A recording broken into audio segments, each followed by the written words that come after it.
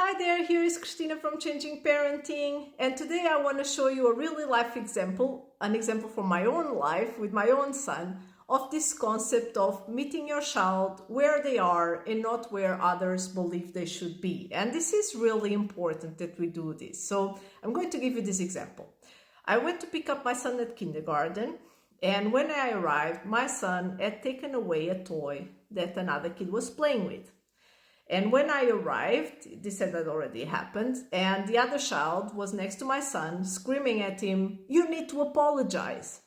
And there was a kindergarten teacher next to them also, telling my son, "You need to apologize. You need to apologize to this child." And then I arrived, and by the time I arrived, my son was running, and the other child was running after him and screaming at him, "You need to apologize to me." My son fell down, he hurt himself, and he started crying. And in that moment, what I did was something that was not what the kindergarten teacher thought I should be doing. But I did it because it was what I felt that my child needed. I went to him, and I grabbed him, and I held him, and I helped him regulate. And then the kindergarten teacher came next to me and said, "He took a toy from the other kid. It will all be okay if he only apologizes." So she was talking to me then, because she was thinking, as a mom, it was my job to force my son to apologize. And I didn't do that. My son, noticing reacting to his emotions because he's 4, ran away and hid. And then I went after him. And again, I did something which was not what was expected of me from the other people, because I met my son where he needed me to be, not where other people thought he should be.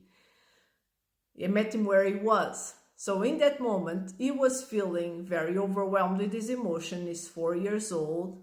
And what he needed was help self-regulating, because as I always say, you cannot access the rational part of your brain when your emotions are high. And the first step is always you need to help your child self-regulate.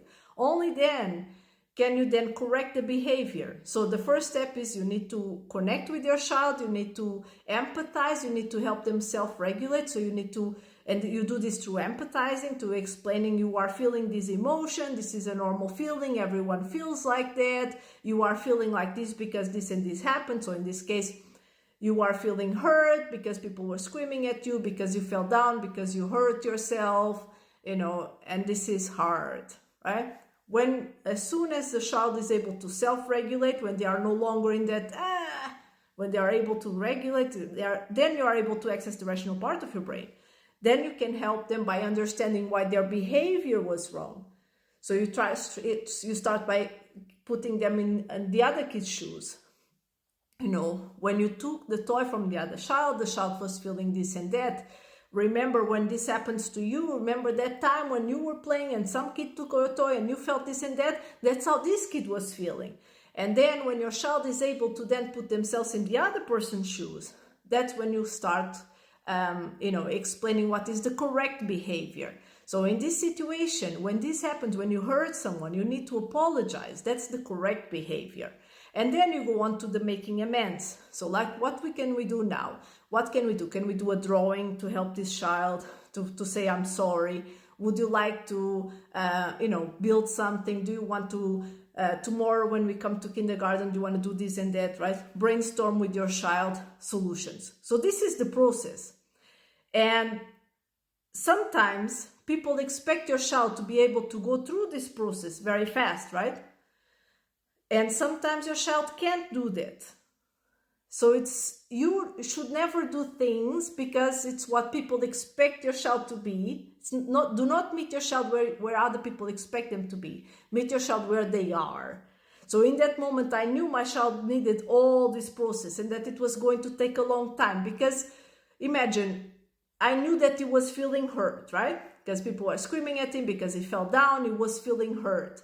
And it's very hard when you feel hurt to apologize to the person who hurt you. This is just the way it is, even when you're an adult, right? Imagine when you're having a fight. You're having a fight with a person, right? You say something that was wrong. The other person says something back to you that was wrong.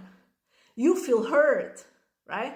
And it takes a lot of maturity to be able to say, I'm sorry, even when you're feeling hurt, right? And even when you say, I'm sorry to the other person, maybe the other person won't say sorry back to you, right? Because maybe that other person doesn't have also that, ability to, that emotional maturity to do that, right? And these are adults with fully developed brains. So small children, 4-year-old, for them, this is really, really hard. It takes time. And I knew that this would not be possible to do in the middle of the kindergarten with everyone screaming at him, with everyone expecting things from him. So I knew that I needed to take him away and have this conversation quietly, one-on-one in the car. Of course, this is very hard as a parent to do, because you know that these persons are going to be judging you, right? And be like, that's why the child is like this. But I invite you to always think about, like, what is your role, right? I know it's hard as a person because we all have our own emotions, and we were raised in a way that we very often, because we were forced to repress our own emotions, and we were forced to apologize, and we were forced to do things against our will, we were forced to deal with our emotions by ourselves. We turn into people pleasers, because that's what happens. What happens when you force a child to apologize?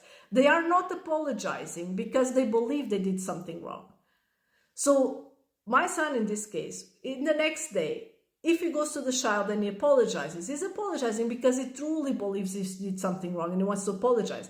He will apologize even if I'm not there, right? But when I force him to apologize in the moment when he's feeling hurt, he's only apologizing because he would be fearing the consequences of what would happen if he wouldn't apologize, because he would be scared, right? You would be repressing these emotions and saying something. And what happens when you bottle down your emotions? One of two things happens. Either you implode, which means that you have all your emotions bottled down and you have unhealthy ways to deal with your emotions. You turn into unhealthy behaviors like people pleasing, like low self-esteem, like depression, all those things. Or you explode, which means rage. You start throwing toys. You start getting revenge on the kid that made you do something, because then you're no longer thinking about that kid like, this is a kid that did something wrong and I need to apologize because I hurt his feelings, because the 4-year-old won't have the maturity to get there by themselves.